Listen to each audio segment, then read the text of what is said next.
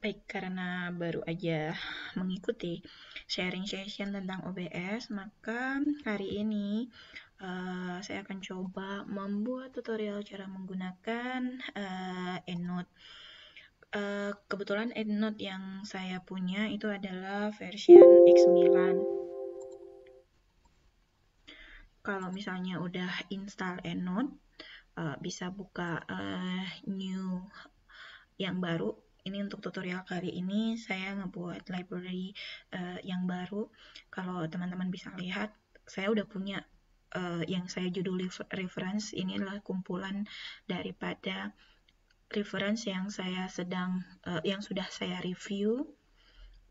Jadi udah ada PDF-nya di dalamnya dan juga sudah ada kumpulan daripada reference-referensinya itu. Nah, kalau sekarang saya mau coba yang baru, mari kita coba contohnya. Kita namai, terserah lah ya namanya apa, tapi saya mungkin coba akan buat namanya jurnal. Jadi sebaiknya sih satu library, satu ini aja, satu nama aja. Maksudnya kayak yang tadi saya bilang, satu reference gitu. Itu semua di topik research topik saya semua publikasinya itu ada di sana.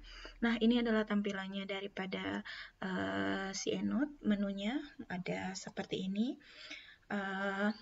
Kemudian ada yang di bawahnya itu juga ada, tinggal pilih apa style reference yang saya digunakan. IEEE itu biasanya yang buat jurnal-jurnal. Kemudian ada kalau saya di sini misalnya contoh gunakan apa, ataukah contoh yang lain. Kalau misalnya pengen nambahin yang lain, tinggal pilih aja mau yang apa. Ada banyak banget, tinggal sesuaikan aja sesuai dengan bidang ilmunya. Karena contohnya orang bisnis, public health, medicine, engineering itu akan berbeda. Kalau engineering di jurnal biasanya IEEE, tapi kalau saya masih melakukan literatur review sekarang ini, saya menggunakan style APA. Nah, cara menggunakan EndNote adalah kan udah memilih nih apa stylenya. Ada menu ini nih, new reference. Ini adalah kita memasukkan manual. Kita masukkan, misalnya kita punya pinjam buku di perpus, kita isi datanya satu-satu. Ini adalah cara konvensional sih ya. Kalau saya itu cara cepatnya setelah ini tahunya udah setelah menggunakan EndNote beberapa lama, baru akhirnya ada cara cepat.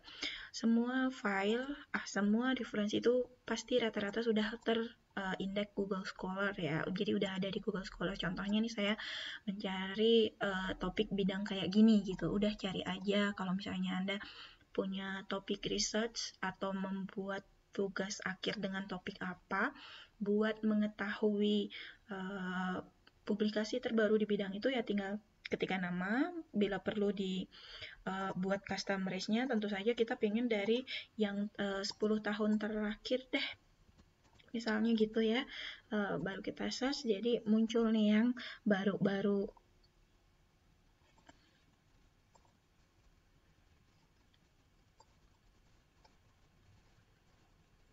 Nah, contohnya, yap, oke. Kalau saya itu hanya memakai langsung ini, tanda ini saja, site. Maka kan kalau misalnya dulu saya menggunakan Google Scholar membuat reference, jadi di copy nih, seret. Misalnya jurnal yang mau saya masukin itu menggunakan style APA, jadi saya copy masuk ke daftar pustaka. Tapi kalau dengan menggunakan EndNote, tinggal klik EndNote, maka akan terdownload filenya. Kalau misalnya udah kayak gini, tinggal dibuka, maka otomatis akan terbuka di ini, akan terbuka di EndNote. Udah langsung teman-teman bisa lihat ini adalah bentuk referensinya dengan menggunakan style APA. Atau kalau misalnya mau yang IEEE, udah otomatis yang menggunakan angka. Jadi dia udah auto ngisi ya, nggak lagi ngisi satu-satu. Tapi kalau misalnya Anda ikut tutorial EndNote, pasti diajarin dari awal adalah oke, gimana caranya kita memasukkan reference itu satu-satu dengan menggunakan tadi fitur new reference itu. Tapi kalau saya udah kayak tadi langsung auto cari di Google Scholar, kemudian tinggal masukkan. Nah, gimana caranya mencari filenya? Nah, ada pilihan ini di sampingnya tadi new reference, ada online search. Jadi di sini kita mencari di apa sih namanya file yang tadi kita sudah citasi. Nah, dia ini kalau misalnya filenya itu ditemukan, bisa dilihat di sebelah kiri. Ini berarti filenya itu tidak ada yang soft filenya. Jadi alhasil nggak bisa kita temukan. Kalau misalnya PDF-nya itu ada online open access jurnal, dia akan muncul di sini salah satunya sampai muncul ada tanda 1 gitu. Artinya itu bisa langsung kita buka filenya. Nah, terus kalau misalnya kita sudah tadi online search, nah kita juga bisa kan kita biasanya download aja ya, nggak dibaca biasanya kayak gitu, punya banyak PDF. Nah, bisa pakai data import file.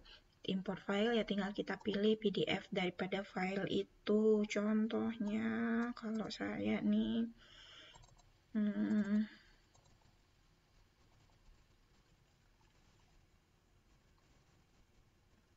nah contohnya inilah saya masukkan. Nah, hanya saja kelemahannya, ada kelemahan nih. Biasanya kalau kita import file, untung-untungan ada yang ketika diimport itu filenya udah bagus tertata rapi kayak gini. Maksudnya tertata rapi gimana? Ini sudah ada lengkap autornya, previewnya, bla bla bla. Kadangkala saya nggak tahu ya yang sebelah mana ya yang nggak bagus itu. Kadangkala pas kita import nih, dia di reference-nya itu nggak lengkap gitu loh. Kalau yang contohnya yang Albaraci 2014 ini kan udah langsung bagus, kita insert PDF yang sudah kita download banyak, udah langsung referensinya muncul. Nah, ini contohnya punyanya Besio Jurnal ini, kita edit file, apa tuh namanya? Bukan kita edit filenya, kita lihat, kita import filenya, tapi referensinya masih belum terisi. Males banget kan, kita nggak ngisi satu-satu. Nah, kalau kayak gitu caranya adalah saya tinggal mencari ini citasi daripada jurnal ini di Google Scholar. Tadi udah tinggal download aja ininya ya, copy aja namanya. Kok tidak lengkap? Oh yes, karena kita nah ini punyanya. Nah tadi ya ini kan tadi ya tinggal kita download citasinya.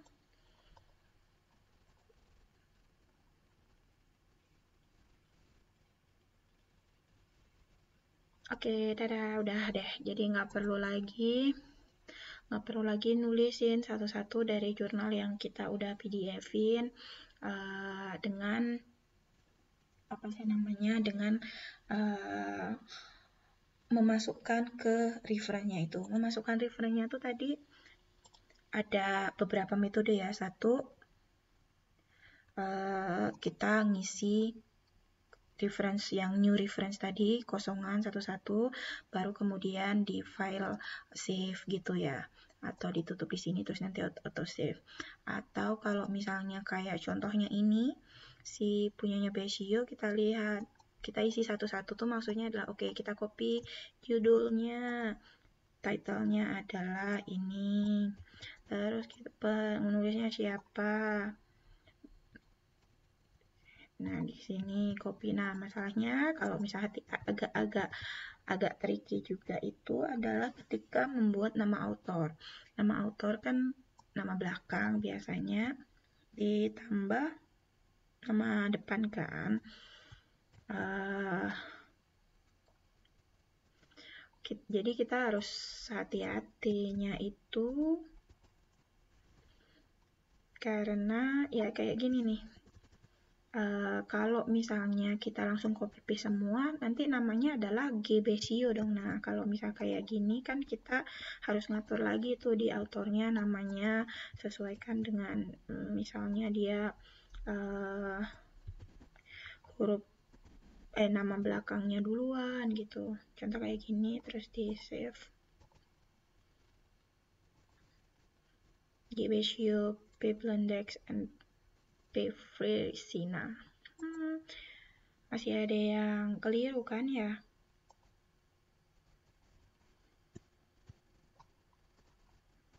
Nah, ini kelemahannya kalau kita nginput sendiri. Jadi harus paham dulu yang mana nama belakangnya, yang mana nama depannya dia.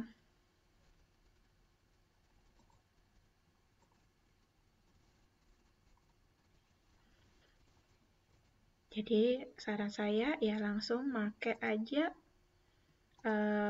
punyanya dari Google Scholar itu, langsung di-download citasinya. Tidak hanya dari Google Scholar, kalau misalnya punya di Sign Direct gitu ya,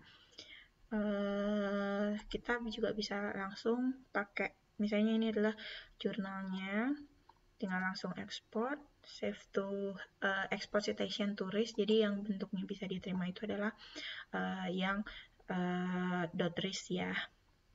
Tinggal kalau misalnya kita udah download, kita buka, nanti udah juga otomatis langsung masuk di sini. Terus atau misalnya kalau yang pakai ResearchGate juga gitu, misalnya kayak gini nih ya, export citation to RIS, misalnya hanya citation only aja. Ya udah, ini dari ResearchGate. Oke, bisa langsung juga kita ngambil citasi.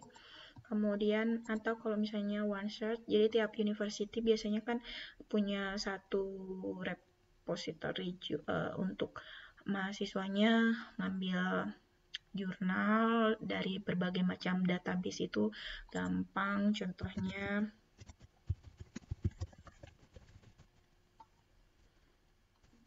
ini kalau misalnya punya kampus saya,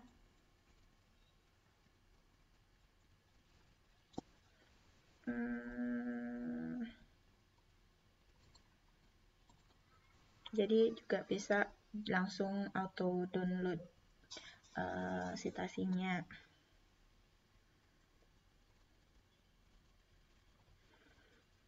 Nah, tinggal ini kan download nih. Oke, download udah, terus buka. Nah, kalau misalnya teman-teman lihat di sini, tidak, selain citasinya kita juga misalnya dari repository kampus ini ya. Kalau di contohnya di punya OneSearch punya kampus saya ini, kalau kita udah memasukkan artikel yang mau kita cari, kita bisa lihat dia online apa enggak. Oh, online-nya ada di bagian ini. Terus kalau misalnya ada di ProQuest, ada di Sign Direct, itu biasanya muncul berbagai macam gitu. Hard copy-nya juga bisa dipinjam. Hard copy-nya itu ada di mana, tinggal kita pinjam aja gitu. Nah, kayak gini juga, ini bisa udah langsung di download PDF sih. Tapi ini tergantung daripada kampusnya masing-masing ya. Maksudnya OneShot ini kan punyanya UWA. Kalau di tempat kalian mungkin punyanya yang lain. Oke, kembali lagi ke EndNote. Nah, tadi Pak waktu kita menginputkan EndNote satu-satu secara manual, which is itu nggak saya gunakan rutin, atau nggak saya gunakan sama sekali malah ya. Jadi tipe referensi itu bisa dibuat macam-macam. Seringan kan jurnal artikel, proceeding. Namun sebenarnya kalau misalnya orang social science, orang dari jurusan yang berbeda mungkin punya sejarah gitu. Ini misalnya ada ancient text. Kalau misalnya orang seni, orang art misalnya gitu ada artwork. Jadi jenis atau tipe daripada referensinya kan beda-beda. Kalau saya paling menggunakan book section, kemudian conference paper atau conference proceeding, sama apa sih namanya, tesis juga ada, sama ya jurnal artikel, tapi mostly jurnal artikel sih. Kalau udah dimasukin atau maksudnya udah dipilih reference type-nya apa, kan tinggal disesuaikan tadi yang kayak tadi satu-satu itu ya. Gitu. Nah, di sini saya sering membuat itu adalah grup. Apa maksudnya grup itu? Jadi misalnya nih saya misalnya publish paper yang di Innovtech Polbank gitu ya. Jadi saya biasanya tak namain Innovtech Polbank. Kalau misalnya di Innovtech Polbank, ini nama tempat untuk jurnal, saya ngebuat beberapa kali submit gitu ya. Misalnya untuk yang pipe soil ini misalnya gitu. Jadi semua reference yang saya gunakan untuk jurnal yang saya tulis dengan topik pipe soil interaction yang nanti saya update di Innovtech atau Polbank, akan saya kumpulkan di sini semua, antara ada 20 atau 30 atau lebih referensi itu. Terus boleh nggak ini langsung aja pipe soil interaction di sini? Boleh aja, nanti tinggal tadi kita beri namanya tuh di sini ya, terus di sininya ditutup, di delete juga bisa. Jadi ini adalah bagaimana kita menata file-file kita. Setiap kita memasukkan ini, kalau teman-teman lihat kan kalau klik unfilled ada 7 ini jadi ada 7 artikel atau reference yang belum kita masukkan di mana. Misalnya yang tentang ini masuk ke pipe soil interaction kayak gitu-gitu. Kalau yang tentang apa masuk ke mana. Nah, cuman masalahnya adalah teman-teman, makanya kenapa saya tadi ngebuat si Innovtech Polbank baru kemudian pipe soil interaction atau kebalik ya, mau ngebuat smart group dulu baru ke grup.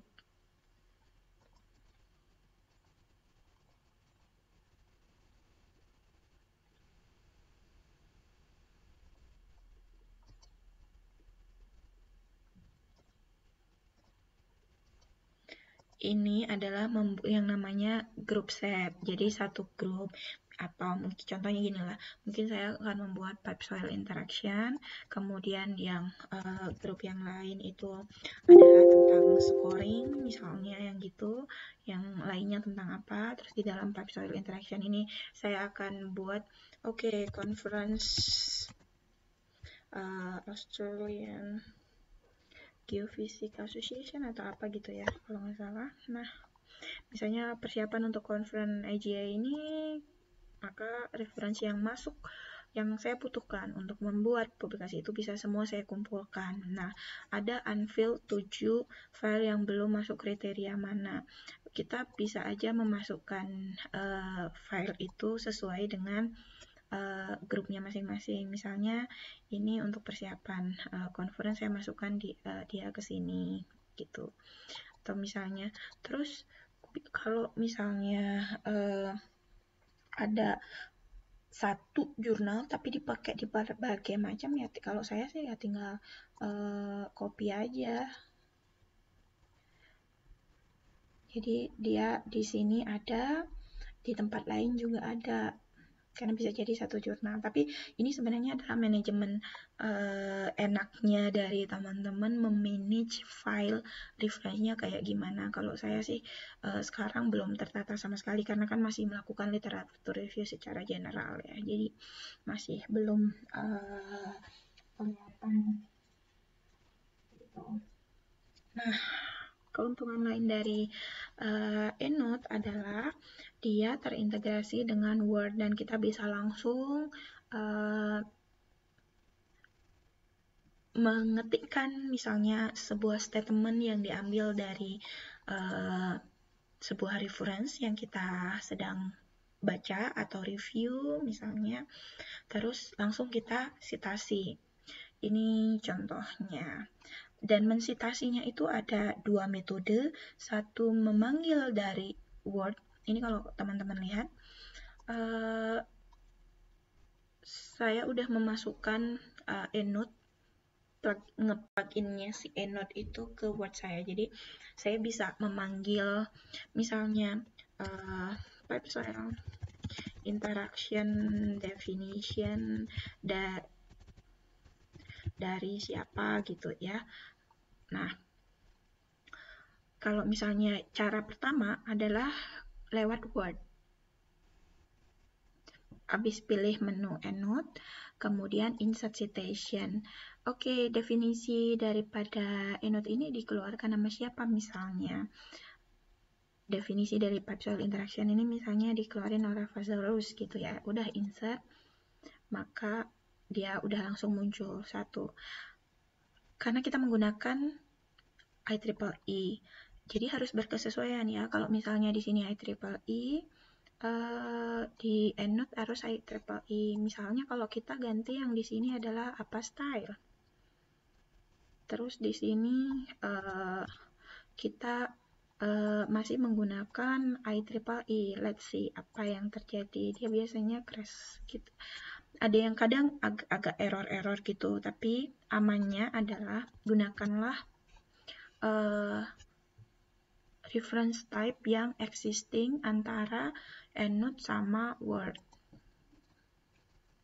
Jadi cara pertama adalah lewat Word, buka EndNote-nya, menu EndNote di Word, pilih insert citation, tinggal tadi, ini namanya. Nah, nge-insert itu ada macam-macam pilihannya. Yang standar paling kan kita udah langsung insert ya. Jadi kayak gini bentuknya. Nah, kadang-kala kan kita membuat nama orangnya itu terus baru dalam kurung tahun ya. Jadi kalau kayak gitu pilih yang insert display-nya author dalam kurung year. Jadi define Pipesol interaction bla bla bla gitu. Jadi yang kayak gitu. Terus ada juga yang kalau misalnya kita memilih apa sih namanya?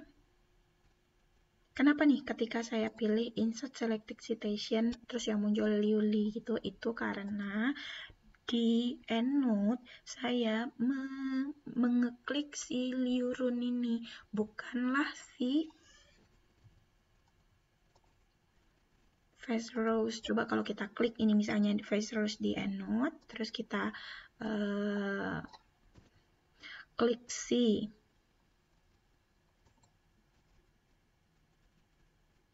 insert selected citation, maka dia akan muncul ya si Lazarus et al. Gitu ya. Terus itu cara pertama.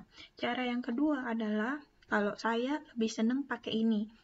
Kenapa? Karena kalau kita lewat Word, coba bayangin kalau Anda punya ratusan reference di sini, maka mencari satu-satu yang mana ya yang tadi menuliskan definisi dari Pipesol interaction gitu kan.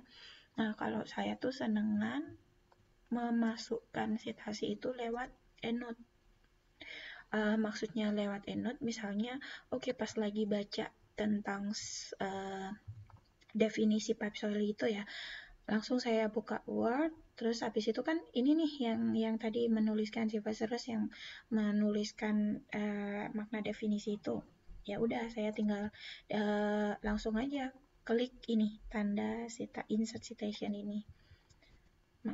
Baru dituliskan bla bla bla tadi, atau enggak untuk sementara copy paste definisinya yang dari EndNote tadi ke sini juga bisa. Nah, terus kalau misalnya ini kan udah kadung pas insert citasi, stylenya masih yang semula kayak gini. Nah, gimana caranya Kalau misalnya saya mau supaya bentuknya kayak si Albarracin ini, ya bisa, tinggal kita edit and manage citation, kemudian kita edit uh, apa tuh namanya si reference-nya ini supaya author dalam kurung tahun, sehingga dia yang kita pilih tadi udah langsung ke otomatis. Jadi kurang lebih sebenarnya nggak, menurut saya agak gampang banget loh, misalnya kalau kita udah paham. Jadi kalau saya sendiri masih yang apa sih namanya, masih yang kayak cara sederhana ya menggunakan Endnote, belum yang menggunakan berbagai macam atau apa gitu. Tapi yang pasti dengan basic sederhana kayak gini aja kita udah punya. Yang penting itu kan bagaimana kita menyimpan semua artikel atau reference yang kita baca, literatur review untuk membentuk sebuah pohon ilmu bidang keilmuan kita.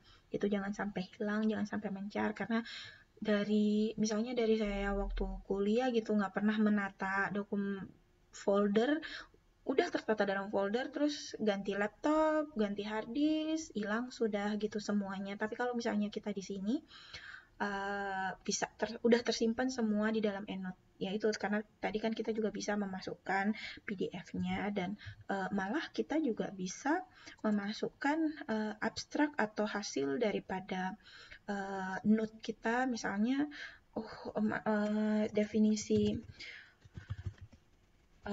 pipe soil itu ada di sini. Jadi saya ngebuat note tersendiri terhadap paper itu, bisa juga ditambahin di EndNote. Tapi kalau saya itu nggak saya lakukan karena ngebaca terus masukin ke note di EndNote tuh agak susah. Jadi lebih sering itu adalah saya punya Excel sendiri untuk hasil daripada review sebuah paper yang saya lakukan.